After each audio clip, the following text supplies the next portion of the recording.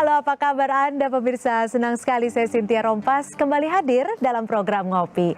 Nih ya, beberapa waktu lalu BKN, Badan Kepegawaian Negara, mengumumkan ada 105 CPNS yang mengundurkan diri. Kabarnya sih karena tunjangan, gaji, dan juga penempatan saat bekerja tidak sesuai dengan ekspektasi. Lalu sebenarnya ya apa ya yang sedang terjadi saat ini?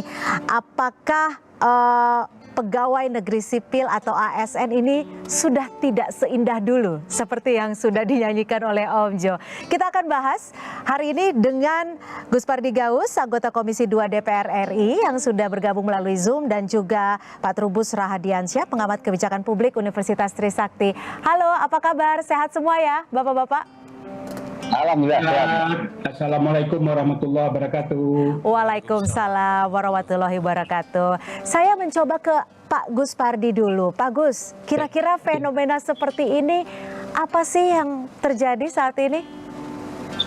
Ya, pertama tentu saya menyampaikan keprihatinan terhadap informasi yang kita dapatkan dari BKN bahwa dari 112.514 orang yang diterima sebagai calon pegawai negeri sipil, ternyata 105 mengundurkan diri dengan berbagai alasan.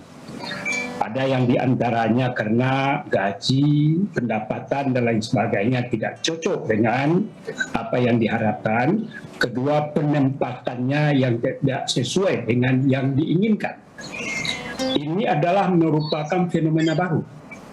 Oleh karena itu, tentu kita berharap kepada pemerintah, baik Menpan RB atau BKN, untuk melakukan evaluasi menyeluruh. Dan perlu juga dilakukan reformasi aturan-aturan yang berkaitan terhadap pelaksanaan CPNS ke depan. Bahwa fenomena ini adalah sesuatu yang menurut hemat saya mengagetkan. Dan juga ini juga menjadi pembelajaran. Ya. Bahwa menjadi calon CPNS itu bukanlah sesuatu yang didengung-dengungkan. Memang kemarin ini yang mendaftar itu untuk menjadi calon CPNS adalah 3.482.000. Betul. Jangan sampai pekerjaan yang dinilai mulia karena melayani masyarakat ini sudah nggak ada yang berminat lagi ya. Kalau Pak Trubus pandangannya gimana? Setuju nggak dengan pandangan dari Pak Gus Pardi? Iya, menurut saya ada perubahan paradigma anak muda sekarang ini, milenial terhadap PNS, dan itu menurut saya hal yang menggembirakan karena berarti selama ini PNS sebagai profesi yang satu-satunya penuh dengan harapan gitu. Sekarang anak-anak muda malah justru berpikir lain, dan ini menjadi hal yang cukup bagus menurut saya dalam arti bahwa kita sudah bisa mengurangi mengenai ekspektasi masyarakat terhadap PNS, karena jalur satu-satunya untuk mengabdi itu selama ini seolah hanya PNS untuk pasar negara. Padahal kita mengabdi itu banyak tempat gitu ya, termasuk Mbak juga sama kan kita mengabdi pasar negara. Yang kedua bahwa sebenarnya jumlah yang ada itu relatif kecil Mbak dari total itu. Jika dibandingkan yang melamar dan juga diterima ya. Itu hal yang wajar ya, dalam arti resiko sebuah kebijakan menurut saya mesti ada kegagalan. Nah ini kan sudah ada aturan yang menetapkan. Kalau aturan yang ada kan memang di dalam peraturan Menpan RB nomor 27 itu ya pasal 54 ayat 2 itu kan didenda. Jadi artinya secara singkat Pak Trubus mau mengatakan bahwa fenomena ini sebenarnya mengarah ke yang lebih baik, bahwa tidak semata-mata ini hal yang negatif gitu ya. Tapi kalau Pak Gus Pardi, mungkin tidak, atau adakah teman-teman dari DPR sendiri ingin menyoroti hal ini? Apakah dibutuhkan transparansi baik itu dari sisi gaji pegawai negeri sipil dan juga tunjangan yang mereka dapatkan? Sebetulnya transparansi itu sudah merupakan keniscayaan dan juga sudah diatur oleh Menpan RB dan BKN. Dan itu bisa diakses kemana-mana berapa gaji pegawai negeri sipil yang baru 0 tahun sampai dengan masa pensiun. Dan juga dijelaskan juga berapa gaji tertinggi bagi ASN itu. Itu tentang gaji. Tentu ada lagi namanya tunjangan jabatan, ada juga tunjangan daerah dan lain sebagainya.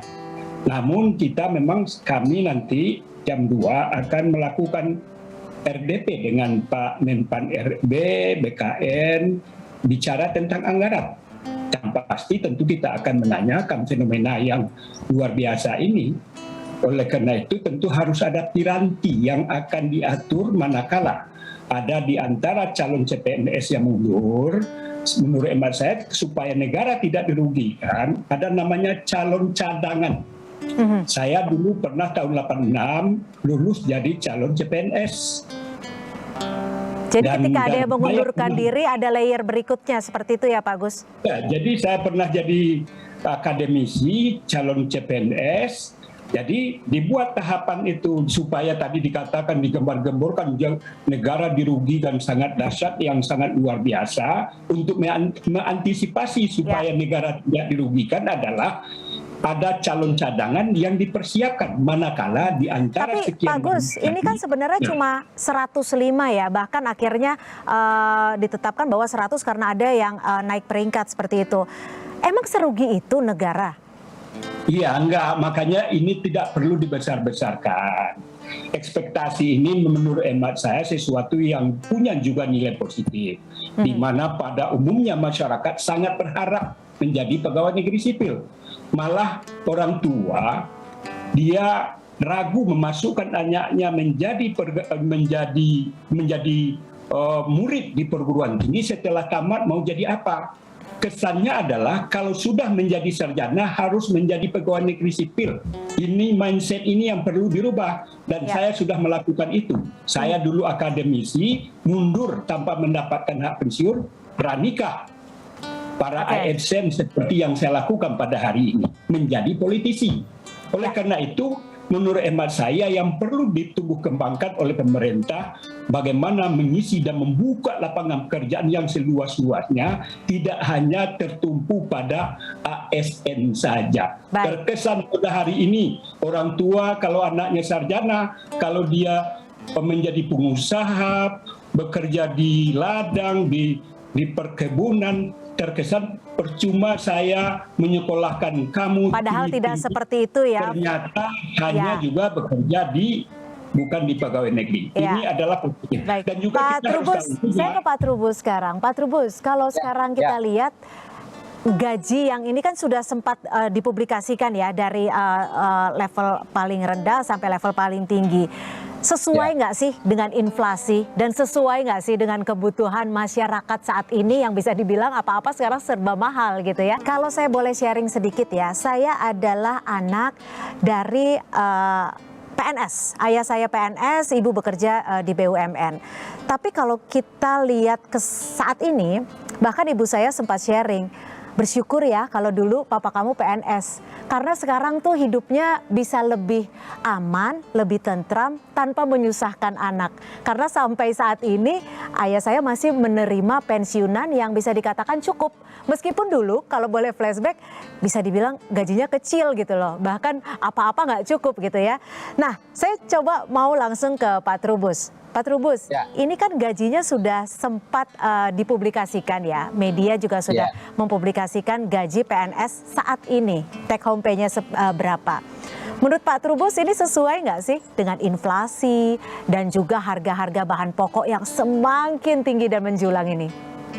Iya, sebenarnya kalau kita mau realistis gitu ya, realistis memang tidak sesuai. Artinya memang dengan inflasi yang tinggi itu, dengan harga-harga yang ya kalau kita melangit lah gitu, yang horor gitu, menurut saya memang nggak sesuai lagi. Tapi saya rasa para pelamar itu sebenarnya sudah tahu kok kalau mau jadi PNS itu gajinya kecil itu sudah tahu gitu. Jadi ini kalau misalnya alasan gaji dijadikan dasar yang bersangkutan mundur, menurut saya itu ya kurang tepat lah, kurang tepat. Karena apa? Karena sesungguhnya pemerintah sudah melakukan berbagai kebijakan terkait dengan skema-skema penambahan penunjangan kinerja dan sebagainya, sehingga take home pay yang diperoleh itu cukup memadai dalam arti. Nah, yang kedua, memadai, memadai atau cukup atau bisa dibilang mepet?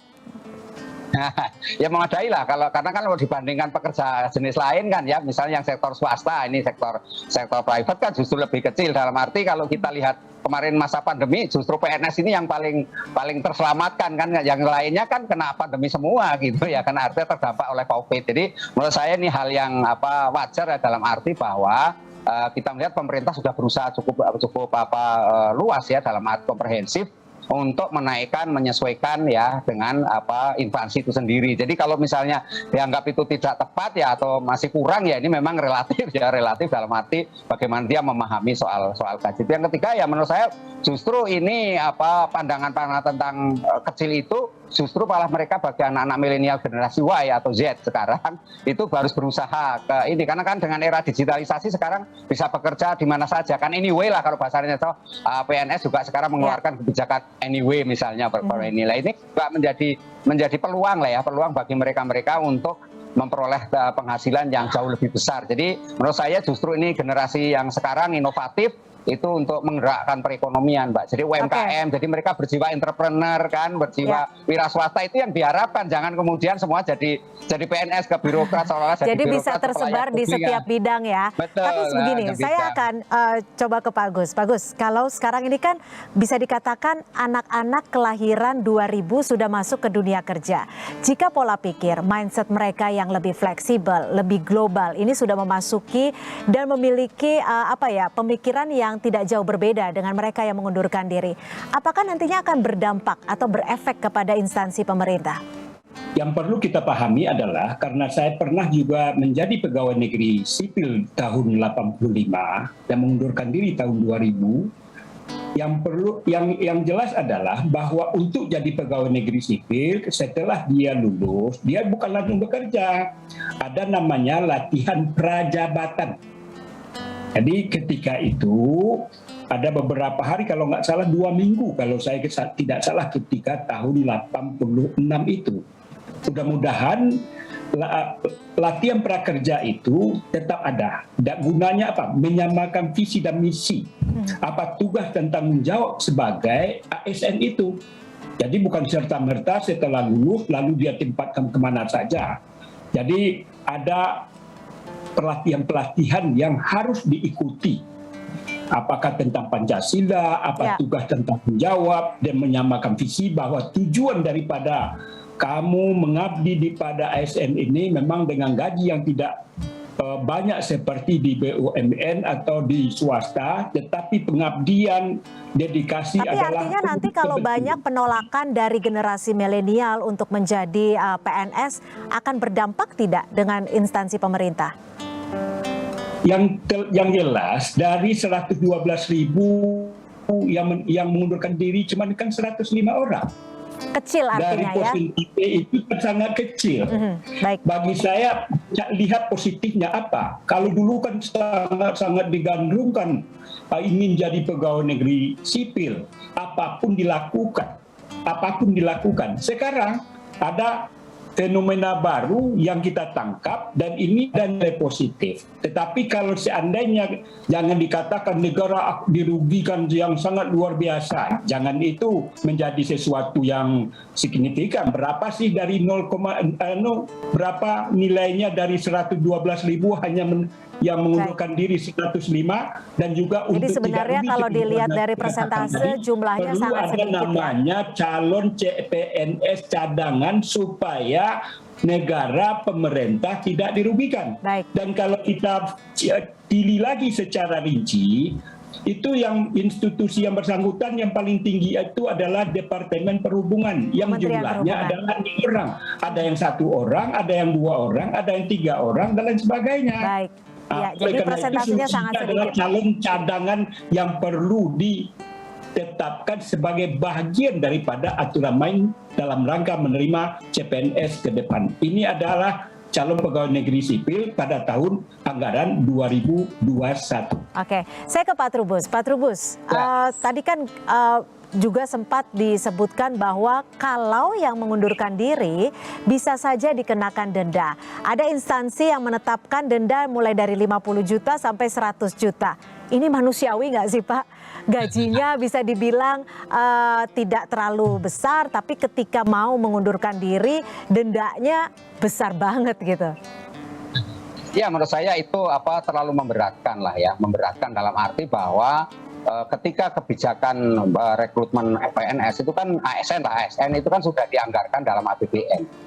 Sehingga kalau misalnya terjadi kita mendukung Pak Gus tadi, Pak Gus Pardi ya, artinya bahwa misalnya 105 mengundurkan diri itu kan kecil sekali. Artinya negara tidak dirugikan lah secara ini. Jadi kalau misalnya ada aturan kemampuan RB 27 itu diberlakukan, menurut saya itu tidak tepat sama sekali. Karena apa? Karena sesungguhnya hak konstitusional seseorang untuk mengundurkan diri. Karena itu kan pilihan. Hanya memang menurut saya yang kedua ini persoalan kan tanggung jawab. Supaya dia bertanggung jawab terhadap pilihannya. Ketika dia menjadi PNS, memilih itu ya dia harus bertanggung jawab. Dalam hal ini makanya negara memberikan sanksi gitu. Tapi sanksinya cukup di blacklist saja, tidak perlu harus sampai pada tataran denda, menurut saya gitu Mbak. Jadi sehingga tidak memberatkan, apalagi di masa COVID sekarang ini, masa pandemi, gimana pun juga kan kita masih pandemi ya, meskipun sudah kelonggaran. Tapi kan selama 2 tahun ini kita dalam situasi ekonomi yang cukup memprihatinkan lah ya. Jadi kalau kemudian kita menerapkan denda itu sesuai dengan aturan, memang aturannya sudah ada dan sudah